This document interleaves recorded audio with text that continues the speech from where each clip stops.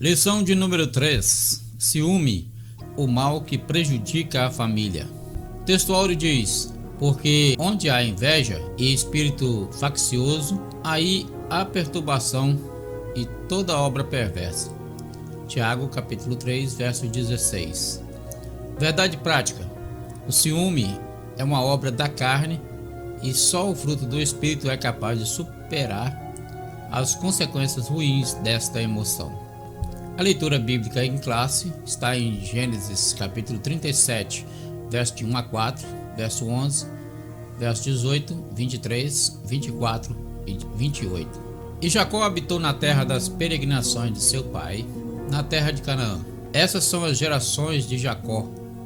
Sendo José de 17 anos, apacentava as ovelhas com seus irmãos, e estava este com os filhos de Bila e com os filhos de Zilpa, mulheres de seu pai, e José trazia uma má fama deles a seu pai. E Israel amava José mais do que todos os seus filhos, porque era o filho da sua velhice, e fez-lhe uma túnica de várias cores. Vendo, pois, seus irmãos que seu pai o amava mais do que a todos seus irmãos, aborreceram-no e não podiam falar com ele pacificamente. Seus irmãos, pois, o invejavam. Seu pai, porém, guardava este negócio no seu coração. E viram-no de longe, e antes que chegasse a eles, conspiraram contra ele para o matarem. E aconteceu que, chegando José a seus irmãos, tiram-lhe a José a sua túnica, a túnica de várias cores que trazia. E tomaram-no e lançaram-no na cova, porém a cova estava vazia, não havia água nela. Passando, pois, os mercadores midianitas, tiraram e alçaram a José da cova, e venderam José por 20 moedas de prata aos ismaelitas, os quais levaram José ao Egito. Introdução: a história dos filhos de Jacó não só é comovente, mas dramática. José, o filho amado do patriarca, foi alvo do ciúme dos seus irmãos. É verdade que Jacó tinha certa preferência por ele. Por isso tornou-se uma pessoa de confiança do velho pai. José delatava todas as más ações dos seus irmãos para o patriarca da família. Por esse motivo, eles o viam como um delator e merecedor das hostilidades deles. A lição de hoje não tem o objetivo de tratar dos aspectos gerais da história de José, mas enfatizar essa relação de conflito dentro da família de Jacó. Vejamos as consequências para a família em que a inveja e o ciúme estão presentes. A falha no tratamento dos filhos. A preferência de Jacó. Em Gênesis 37, lemos que Jacó amava a José mais do que a todos os seus filhos. É possível que o patriarca tenha percebido que havia algo especial em relação a José. Entretanto, independentemente de ser o filho da sua velhice, José era um dos muitos filhos que ele havia gerado. Naturalmente, quando são conscientes do seu papel paterno e materno dentro do lar, os pais percebem as diferenças de personalidade e de temperamento de cada um dos filhos. Por isso, é preciso muita atenção no relacionamento com eles. Na lição 2, estudamos a respeito do problema que foi gerado pela predileção de Isaac e Rebeca entre Esaú e Jacó.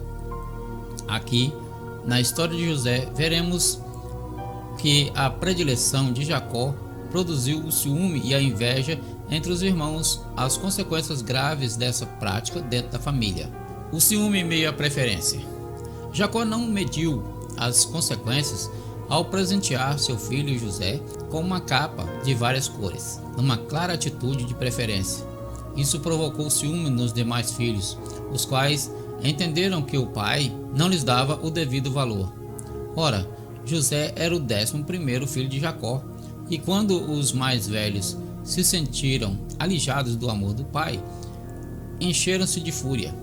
Eles viam que esse traje especial significava o favoritismo da parte do pai e por isso aborreceram-no. A inveja não permite compreender os desígnios de Deus. Além desse presente do pai a José, também havia os sonhos de José, que o colocavam sempre em superioridade em relação aos seus irmãos. O sonho dos molhos de trigo e o sonho dos corpos celestes que se inclinavam diante de José, quando contado para seus irmãos, fizeram com que eles entendessem que José agia com arrogância e despeito em relação a eles, e por isso o rejeitavam. Os sonhos tinham um caráter profético, mas seus irmãos entenderam como uma atitude presunçosa da parte de José. Não podiam enxergar o que aconteceria alguns anos depois, quando José tornou-se o governador do Egito. Quem era José? 11º filho de Jacó e primeiro filho da sua esposa favorita Raquel. Depois que sua irmã Léia já lhe havia dado 6 filhos e uma filha. Estéril há muito tempo e desejada de ter filhos, Raquel chamou seu primeiro filho de José, em hebraico Yosef ou Yosef, que significa que ele acrescente, e como ela explica, o Senhor me acrescente outro filho. José era o único filho de Raquel na época do retorno da região de Arã à Palestina e tornou-se o filho favorito de Jacó. Quando Jacó foi ao encontro de Esaú, colocou Raquel e José no lugar mais seguro da caravana. Esse favoritismo é comentado em Gênesis 37:3. Como consequência da idade avançada de seu pai, José era um pastor, assim como seus irmãos, e provocou sua hostilidade ao relatar ao pai informações sobre a má conduta destes. Jacó demonstrou sua parcialidade dando ao filho um longo manto ornado com mangas, literalmente um manto especial. É possível que aquele manto tivesse sido confeccionado sob encomenda, com um tecido colorido. Esse presente indicava que Jacó pretendia fazer de José o seu principal herdeiro, e com isso acirrou a ira de seus irmãos contra ele. Na fogueira do ódio de seus irmãos, foi colocado mais lenha quando José relatou os 2 sonhos que tivera, nos quais o Senhor havia lhe mostrado que ele seria o chefe de todos eles. O ciúme dos irmãos os levou a tomar uma atitude contra ele.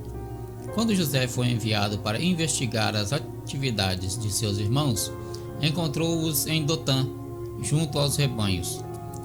O plano deles era matar José, mas foram impedidos pelo irmão mais velho, Ruben, que desejava protegê-lo de qualquer mal. Quando apareceu uma caravana de ismaelitas, ou midianitas, em sua rota de Gileade até o Egito, os irmãos conceberam a ideia de se livrar dele e ainda com algum lucro. Venderam José aos mercadores e insensivelmente fizeram Jacó acreditar que ele havia sido morto por animais ferozes. Para isso, trouxeram de volta o manto de José embebido de sangue de um cabrito, o ciúme como causa de conflitos, a túnica, o símbolo do desespero. A vestimenta tradicional do povo antigo tinha no máximo 2 cores, feita de fios de linho grosso. A túnica colorida de José o colocava em posição de destaque em relação aos outros filhos. Isso corroborava o sentimento de predileção de Jacó por José. O ciúme derivado dessa má atitude do patriarca promoveu tristes consequências na família de José. O ciúme, o agente do conflito familiar. Os irmãos de José sentiram-se ignorados pelo pai. Por outro lado, em razão de desfrutar do favoritismo do pai, José agiu com inexperiência, imaturidade e arrogância. Seus irmãos, com o orgulho ferido por causa da preferência paterna por José, não aceitaram sequer ouvir o filho preferido de Jacó. Por isso, encheram-se de rancor e ódio, desejando até mesmo acabar com a vida do irmão. O ciúme é uma emoção que tem origem no egoísmo e como uma infecção que se espalha no corpo doente. A inveja, o rancor e o ódio geralmente têm no ciúme o nascedouro, como o sábio Salomão declarou: o ciúme desperta furor, em Provérbios 6:34. No Novo Testamento, o apóstolo Paulo mostra que tudo o que provoca contenda e dissensões tem como origem a carne. 1 Coríntios capítulo 3, verso 3. O ciúme é uma obra da carne. A extensão do ciúme. Na presente lição, analisamos o ciúme na relação entre os irmãos mas ele está presente em muitas outras relações. O ciúme pode trazer problemas para a vida conjugal, amizades sinceras e relacionamento profissional, etc. Geralmente, onde o ciúme está presente, existe mais desprazer e desgosto do que felicidade.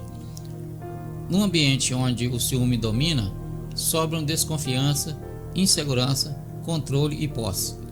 Embora todas as pessoas tenham ciúme, pois trata-se de uma emoção humana, a linha entre o ciúme controlado e o descontrolado é muito tênue. As consequências do favoritismo e do ciúme. Nos dias de José, todos possuíam uma túnica ou manto.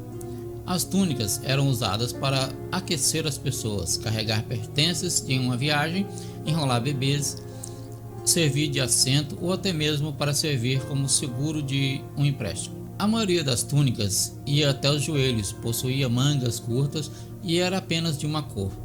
Em contraste, a túnica de José era provavelmente do tipo utilizado pela realeza, mangas longas, medindo até a altura dos tornozelos e colorida. A túnica tornara-se símbolo do favoritismo de Jacó por José, o que agravou as relações já estremecidas entre José e seus irmãos. Poderia o ciúme fazer você sentir vontade de matar alguém?